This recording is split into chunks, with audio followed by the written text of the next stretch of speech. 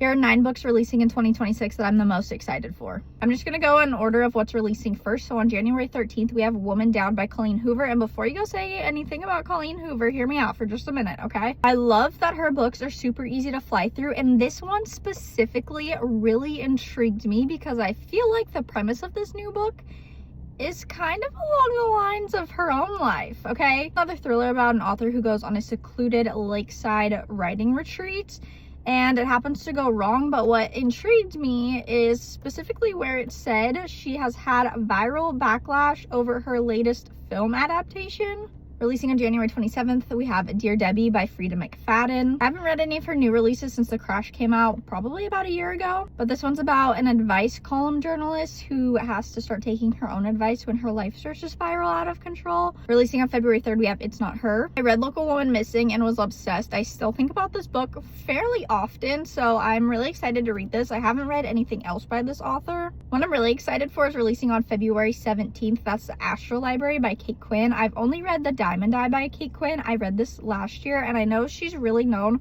for her historical fiction, but I think this one is more along the lines of fantasy. Our main character works at the Boston Public Library and stumbles upon this hidden door which leads to a secret room where in this room people can escape their lives to instead go live inside of some of their favorite books, which as a book lover, that is totally up my alley. Sometimes I really wish I could go live in Velaris. On February 17th, we have one from an author I've never heard of before. It's Where the Wildflowers Grow by Tara Shelton Harris. And this one's really intriguing. I think it's like a little bit of a fantasy or a dystopian. And our main character is being sent to prison, but on her way to prison, her prison bus crashes and she's the sole survivor. So she runs, and while she's running, she stumbles upon this flower farm in rural Alabama and falls in love with it, decides to stay there. But, you know, of course you can't stay hidden forever, and life comes crashing down on her. On March 10th, we have another thriller, This Story Might Save Your Life by Tiffany Crum. And in this one, the co-host of a survival stories podcast finds their co-host's home has been broken into, and her husband are both missing, and he's the lead suspect. I'm really interested in this one because I love when books have a podcast aspect, and the audiobook like totally plays into that and like uses